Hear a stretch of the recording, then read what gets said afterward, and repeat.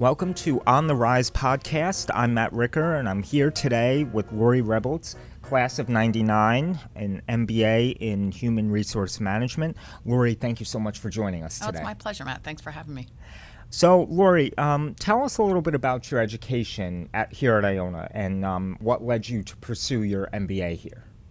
Out of college, I had a undergrad degree in political science, and I wound up working for a nonprofit organization. And I realized that I wasn't sure that's where I wanted to spend my entire career. And the way to help get out of the nonprofit is to think about a degree in business, because I really wanted a seat at the table, right? So I decided while I was working at the nonprofit and looking for a new job that I decided to go back and get my MBA, and that's where I started at Iona. That's great. So, tell us a little bit about your career. You were most recently the Managing Director of Leadership Development at Citi. How did you decide upon this career path, and what's next for you? Well, I fell in completely backwards, right? Like I said, I was a political science major. I thought maybe I was going to go to law school. I thought maybe I was going to go work in Congress, where I had interned when I was in college, and quickly realized that I didn't want to do any of those things. And I got a job out of college as an administrative assistant in a nonprofit women's organization. And I loved it. And I fell into kind of this field of training and development, or now learning and development at the time, being mentored by some amazing women in that organization. And that just kind of gave rise to a really great long career path that I then parlayed into more of corporate environment, because obviously those skills are transferable. So I spent about 5 years working for a legal and tax publishing company as the head of training, knowing nothing about legal or tax. And then I moved to Citi almost 24 years ago, and I've had a number of different roles there over those years. That's great. And so I know you were most recently at Citi. Can you tell us a little bit about your new role that's coming up? Yeah, so I'm heading to Citizens Bank. I'm really excited. I will be the head of talent for that organization. So more to come on that. That's great. So in your experience, what are some common misconceptions people have from career advancement, and how can they overcome these misconceptions? I think what I see most often are people thinking that there is such a thing as a career ladder, or kind of the stairway to heaven, so to speak, right? That you just consistently go up and up and up as you grow and build new skills and try new things. And I think my experience is a little bit more of a chutes and ladders kind of game, where you have to take lateral moves, you have to take risks that sometimes you're going to slide a little bit backwards, or sometimes you're going to consciously take a step back to take a step forward. And so I think people underestimate the value of managing their career in a really thoughtful, planful way, and trying new things and taking those risks, but making sure that you're really relying on the skill set that you have to kind of take you forward. So for me, I think it's about considering all of the options out there that will ultimately lead up the ladder, but not necessarily in a linear fashion. That's great. So let's talk about the it factor. You've served in many roles in your career with plenty of opportunities to lead people. Have you noticed over time a particular it factor that you think helps stand out in the workplace or get ahead in their careers? Yeah, I mean, I think now more than ever, it's about curiosity and openness, right? So I think from the curiosity perspective, you always have to be thinking, how is my field changing? What's going on in the world around me? What's going on outside of what I'm doing directly? And thinking about what are the linkages to that? And how do you then kind of parlay and integrate different ideas, different nuances into work that you're doing? Like, that's what people really notice is It's not about the big I innovation. It's not about the huge idea, but it's about, are you always iterating? Are you always looking for forward momentum in yourself, in the work that you're doing? So from the curiosity perspective, kind of that's the way I would go. Yeah, that's great advice. So, we're about 5 years from the COVID-19 pandemic. What kinds of things did you have to do to adjust your role? And how would you say, I think you can give a unique perspective based on the role that you most recently had, on how the industries have changed since COVID?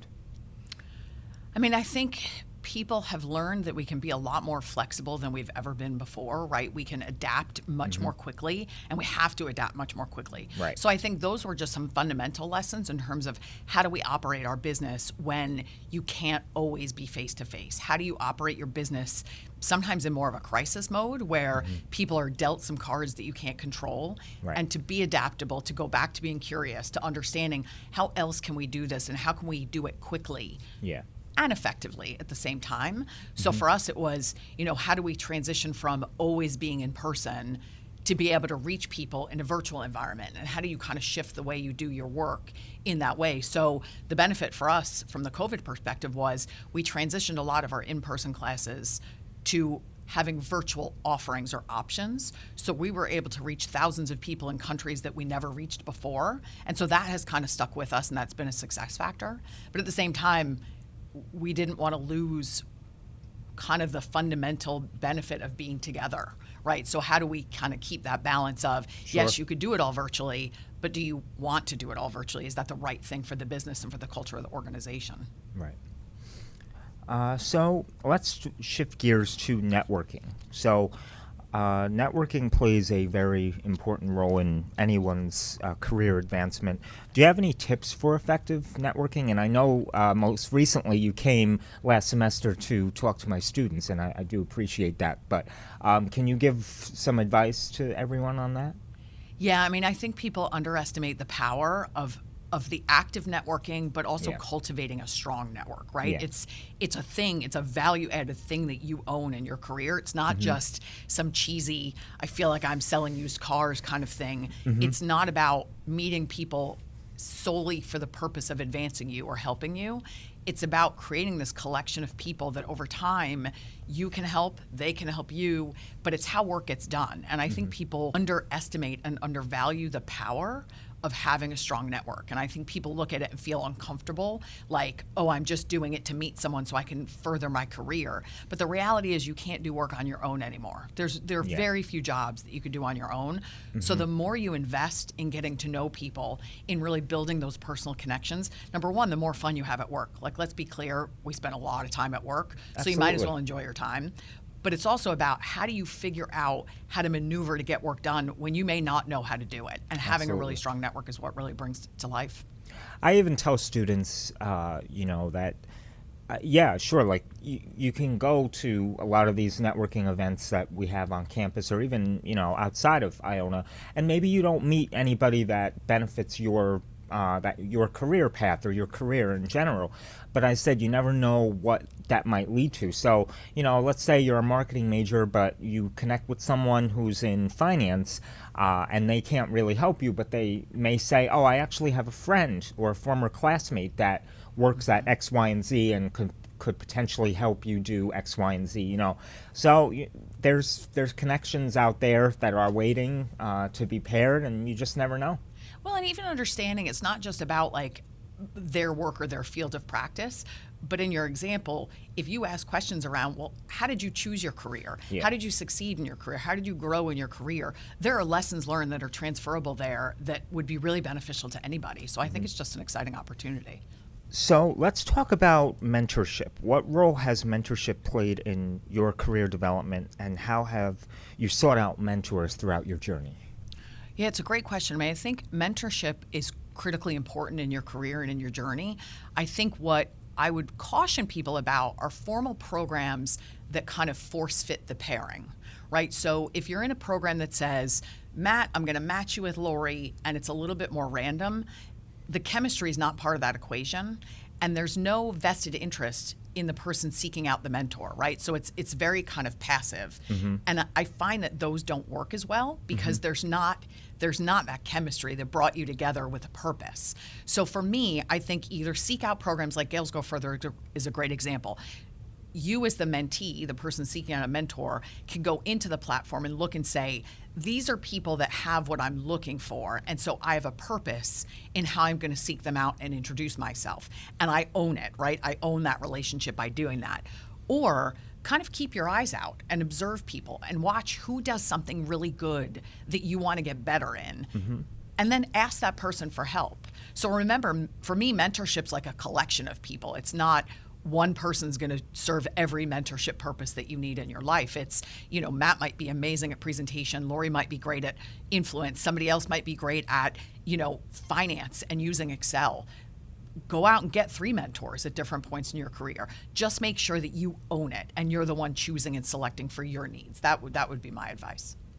All right, so let's talk about the importance of getting an MBA. For those currently pursuing it, what advice do you have for them? That's a great question. I think no one in my career ever said you should go get an MBA or you need to have an MBA. So I think things have evolved over time where more and more people are getting them, and it gives you a bit more of a competitive advantage, certainly on your resume. Mm-hmm. And of course, you learn things that are going to help your career, right? I learned things about the business world, about the finance world, that helped me just speak a certain language to people when I hadn't had that experience before. But that being said, for me, it was more about a personal journey. It was more about challenging myself. It was more about engaging with peers in a classroom environment, but learning from people who were doing the work, right? That was very different for me than my college degree. When I went for my MBA, I did it at night. I did it while I was working with peers that were in the same boat. And so to go into a classroom and learn concepts and theories and all of the important stuff that you learn, but then also real time talk about how do you apply what you're learning. Does it really play out this way when you're at work? And having your peers there to learn from and challenge you to think differently. That for me was the real benefit of the MBA, less so the diploma and more about the journey and the experience. So I would tell people in the process, enjoy the ride. The output is great and the diploma is great and having that on your resume is amazing, but the ride's a really important journey. So looking back, is there any career advice you wish you had received earlier and that you would possibly like to pass along for those aspiring for career success? Yeah, I think I wish someone had told me to learn how to give constructive feedback and challenge ideas early in my career, right? And I was just managing someone that we call an analyst, and if they're listening, they'll know who they are. An analyst is somebody who's just out of undergrad, so they're very early in their career, young, limited experience, obviously. And this individual impressed me so much in the way that they were able to sit with a group of much more experienced and tenured professionals and weigh in and not always agree, and to give constructive feedback and do it in a way that they were vested in everyone's success, and that was obvious. So it wasn't challenge for challenge's sake, and it wasn't about them being the smartest person in the room. It was about how do they contribute to make sure that whatever the collective idea and the collective product was better. Mm-hmm. And that for me is really important, right? It's an art form. You have to be willing to give and take. So you could put out your challenge, you could put out your dissenting idea, but you have to be willing to hear why that may or may not be applicable in that moment. But the yes people, I don't think they go very far. And I think if you're in a role or working for a manager who only wants to hear that their ideas are brilliant, I would recommend you go find a different manager, right? It's important to be with someone who's going to allow you to bring your best self and to challenge them and to think differently, because that's where great ideas are born. So for me, I wish someone had told me that earlier. So let's end with some content recommendations. Have there been any particular books, podcasts, or other content that you've found helpful throughout your career and that you would like to recommend to our listeners? Wow. Yeah, I mean, I'll give you 3. One is a little bit fun, one is a little bit personal, and one is a little bit professional. Okay. I think early days, there's a book called Everything I Need to Know I Learned in Kindergarten. And I read it a long, long time ago as an adult. Really simple read, but it's all about living life just in a fundamentally kind way, and to be thoughtful and recognize that everybody in this world matters, and the way that you treat them and the way that you approach relationships is just about the fundamentals. Just be a kind person. So I think for me, it's how I try to operate, and it makes life just a lot happier. I think on the personal side, I just finished a book called The Let Them Theory by Mel Robbins. Oh, I saw that. I've seen that on Instagram. There's an amazing podcast. I've not yet listened to it. I haven't had the time, but I promise I will. But the book is amazing, and it really is about what can you control in your life? And how do you manage things that you can't control so that you can manage your stress and manage your attitude and manage the way you live your life? And so that was a really very simple concept, but profound for me and something that I've taken to heart. And then I think the last one that I would recommend is a leadership book that's relevant for everybody, and it's based on research. So that's why, for me, it really stands out as being one of the best I've ever read. It's called Compassionate Leadership: How to Do Hard Things in a Human Way. And it's written by a number of authors, but the two primary authors are Rasmus Haugaard and Jacqueline Carter. And they researched what's the result of great leadership as it comes to performance. Because I think people look at leadership and say, that's kind of fluffy. But if you're a great leader, you can drive performance exponentially. And being a great leader doesn't mean being overly nice. It doesn't mean like hugging people all day long and saying you're wonderful, but it's about how do you deliver tough messages that people need to hear in a way that they know you're vested in their success. So how do you use your wisdom, your smarts, along with kind of your compassion, your care for people around you?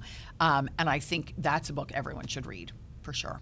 And they've just come out with a new one called More Human, which also looks through the eyes of research at how AI is influencing leadership. So those are kind of the companion set that I would recommend. That's great. Well, Laurie, thank you so much for joining us today. I appreciate you coming by and for all that you do with the alumni relations and with the mentoring program. You came recently to my classes, so I really appreciate that, and I hope you come back soon. Thank you. Thanks so much, Matt. And thank you all for listening. Be sure to check out our future and prior episodes of On the Rise podcast on YouTube and Spotify. Until then, I'll see you next time.